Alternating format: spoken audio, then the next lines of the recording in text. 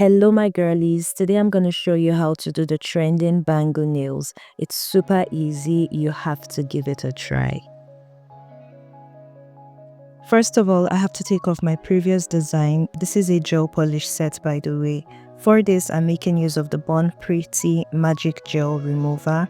The point of using this is so that it just melts off the gel polish. When I say it melts off the gel polish, you guys are gonna see. So the instruction says to file off the top coat from my nails. That's what I'm gonna do with my hand file. I'm just gonna etch and remove the top coat so that the product can literally dissolve into my nails. Now the whole point, like I said, of using this product, this gel remover product, is because I just did my nails a week ago and I don't want to have to file on it and then file again when I have to prep. That's going to thin out my nails.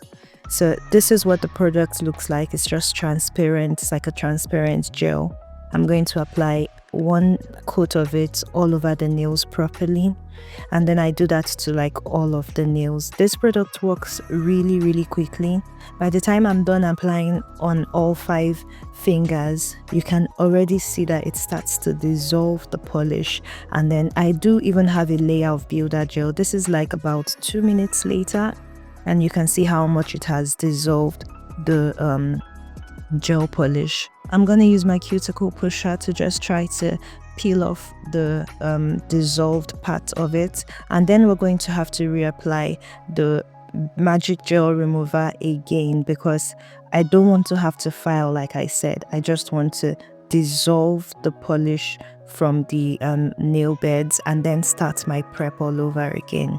So I applied on most of the nail. It actually did come off like really easy. So I did apply again to all of the nails, by the way. So this is the second coat, and then we're going to leave it to dissolve for just a little, about a minute or 2 again, and literally look at that. And I do have a layer of builder gel on this, so in essence the magic gel literally dissolves any gel based product. So I'm just scraping off the rest of the builder gel on my nail, and then we're gonna begin our prep.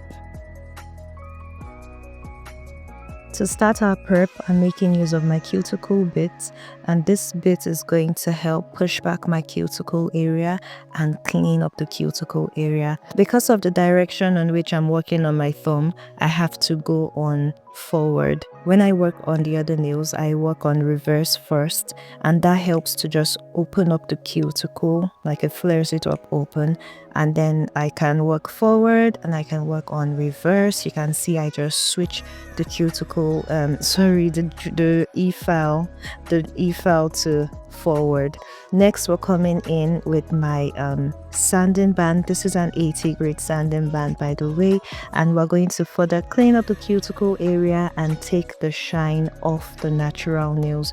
You want to make sure that you're doing this step properly because this is part of what is going to help adhere your acrylic powder or whatsoever product you're working with to your natural nails. So as you can see, I start from the cuticle area and then I start to work my way down to the body of the nail, and then I also do the side walls as well.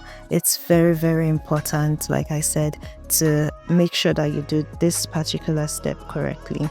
The sanding band, the reason I like to use this mini sanding band is because it's small enough to get into the corners of my nail without actually hurting me, and then it just fits perfectly, as you can see.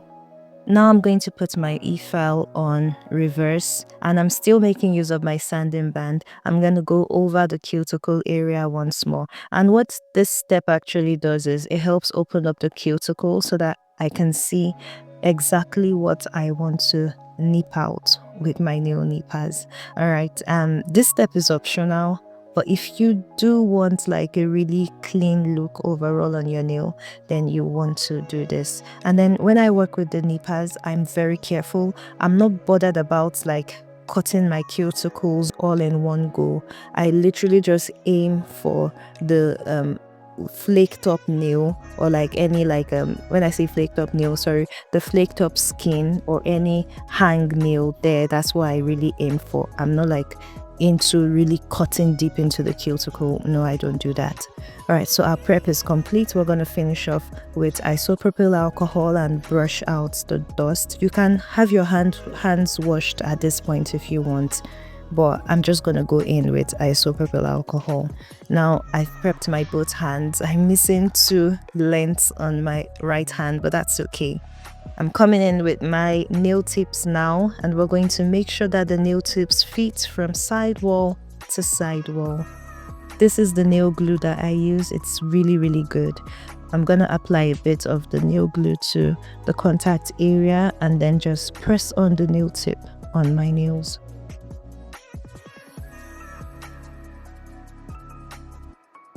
Be sure to trim your nails down to your desired length. Because of the design that I'm going to be doing, I want a fair amount of length on my nails. This step is optional, or depending on your application, I'm just blending in the nail tip to my natural nails. For my nail primer, I'm making use of the Planet Nail Primer. This gorgeous Pro Acrylic liquid, which I'm literally at the end of my rope with my acrylic liquid, and then I'm making use of that self-mixed clear powder. I'm applying 2 coats of primer. Please, if you're using this Planet Naija nail primer, please be very careful. It burns if it touches your skin, okay? It burns. This is a last-minute decision to just taper the shape of my nails, and that's because of the design that I'm doing. I don't want the nails to look bulky, especially on the end. So for my application, we're gonna do my thumb first.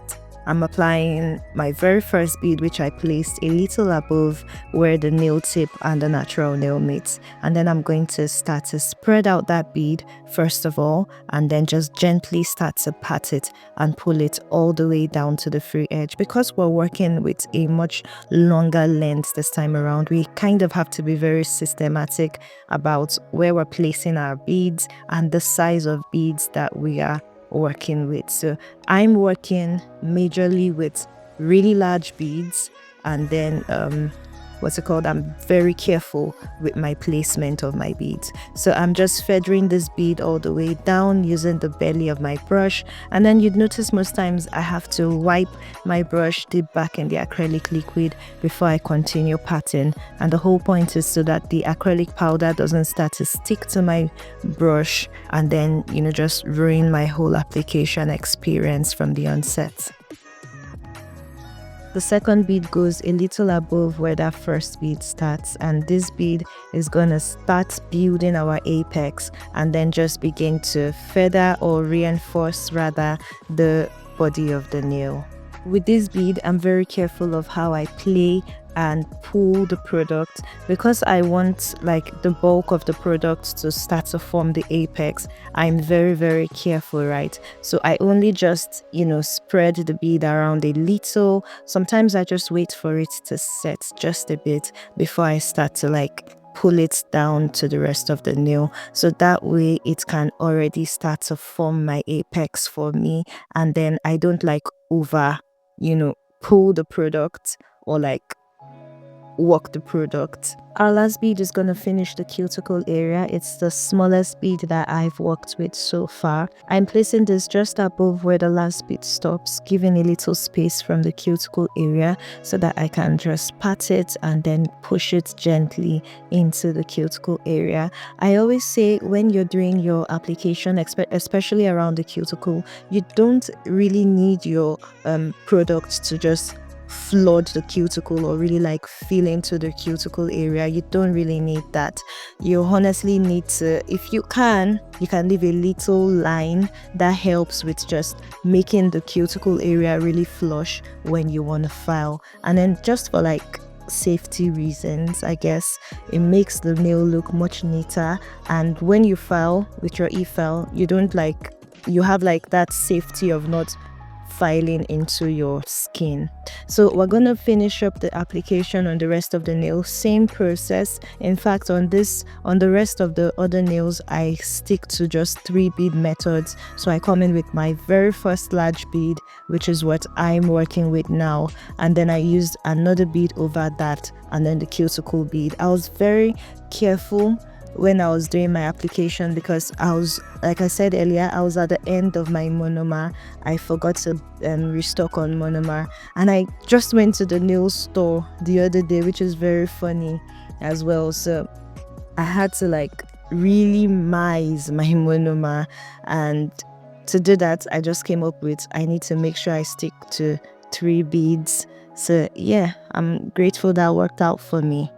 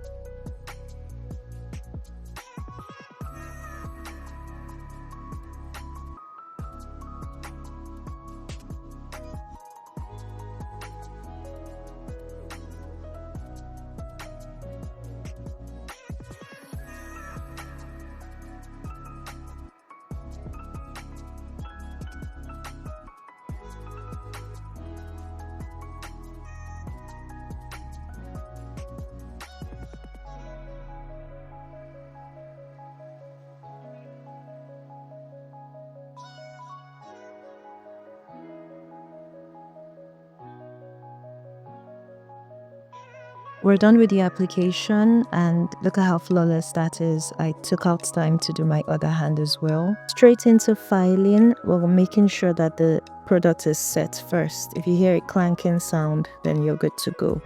We do the sidewalls first. Usually when it comes to filing, in fact when it comes to doing nails, I break everything I do into steps.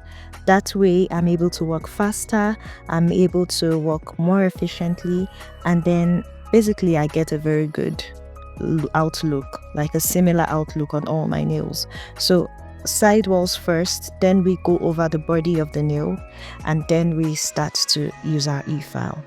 Please note that I'm making use of a 100 grit e-file. If you want to use 80, that's okay. You'll probably work much faster. And then I flatten my file. So flattening the file helps me to smoothen out any irregularities on the nail. And then I can come in with my e-file, with my sanding band, 80 grit as well.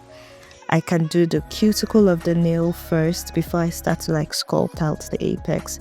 This usually takes me the most time, but then again, it's like really quick, right? So I'm working on about 8,000 RPMs. I sometimes take it all the way to 10,000 depending, but I start with 8,000. Sometimes I go as low as 6,000. Again, it just really depends, honestly. But my main focus with the sanding band is to do the cuticle area, the side walls, and then the apex. The hand file already took care of the body of the nail, so we're just using our sanding band to do the final finishing.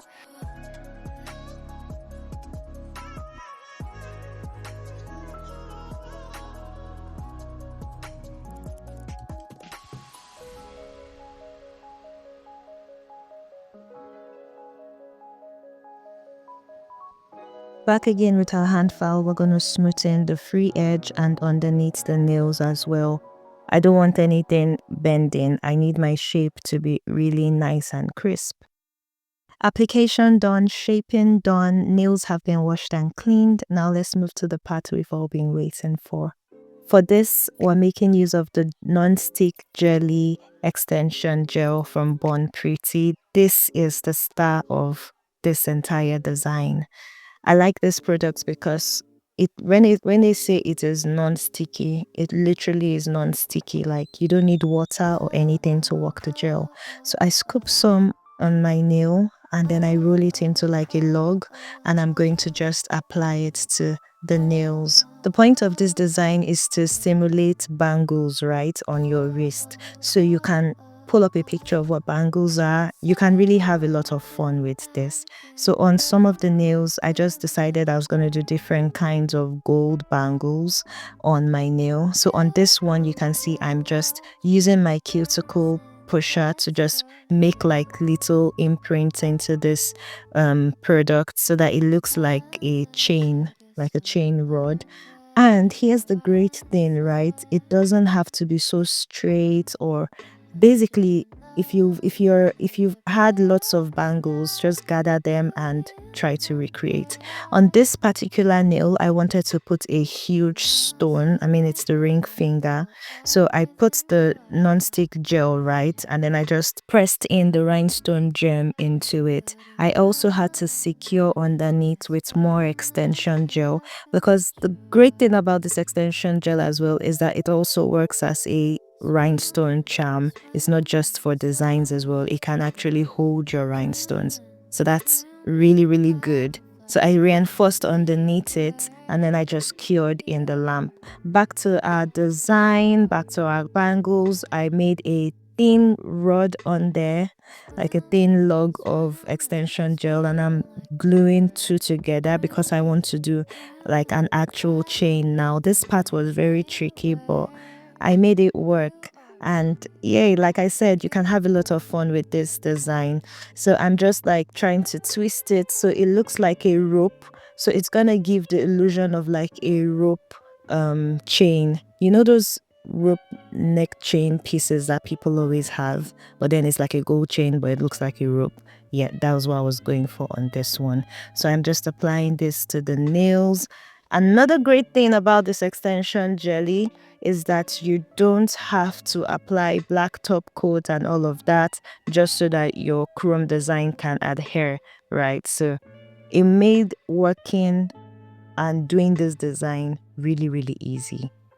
So on this nail, we're going to just do a plain one, but then we're going to imprint little germs into it. So as soon as I applied the extension gel, I didn't cure it. I just pressed in different rhinestones, different rhinestone charms into it, and then it will hold it, and then I can cure it in the lamp.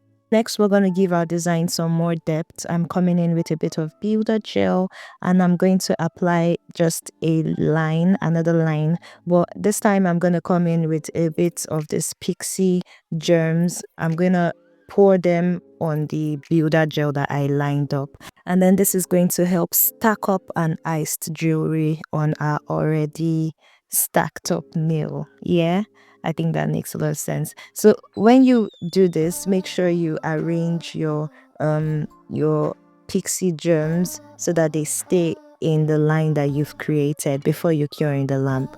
You want to make sure that everything is nice and in place. And lastly, we're going to just do one last imprint into our 3D jelly or extension jelly, and this is what the nails look like. Now let's finish this off with some chrome powder. You need one of the squishy things and then an applicator. I'm literally at the end of my rope with my chrome powder, you guys. All right, so we're just going to rub this into the nail directly, just like that, and then you start to see the design that we've built up.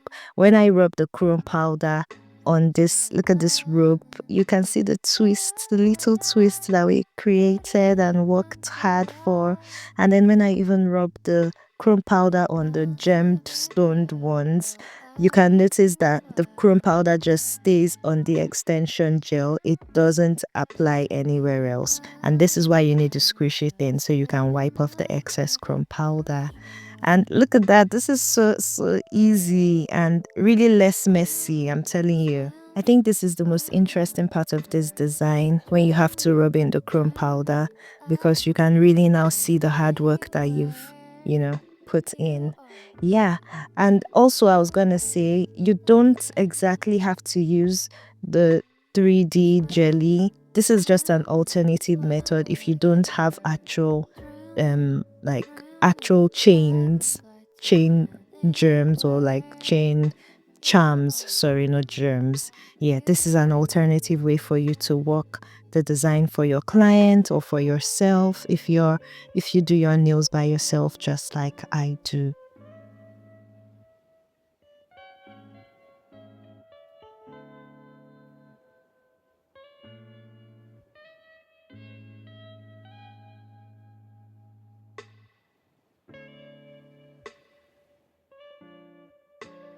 And for a bit of extraness, I'm applying a little pearl and one last layer of rhinestone just to finish off the design. I'm really extra sometimes. And finally, we're going to apply top coat. I'm using the iron top coat from CHBluxury. I also apply top coats to the little charms so that they stay in place, except for this really large one. You can see me avoiding it. And then I'm going to cure in the lamp for 60 seconds. And this is the final result. These first, I'm lost for words. This is so cutesy and so pretty. The nails themselves, the fact that they are so easy to do, nobody would actually believe. And this is my both hands. Let me know what you think in the comments. Be sure to subscribe if you haven't, and I'll see you in my next one. Bye.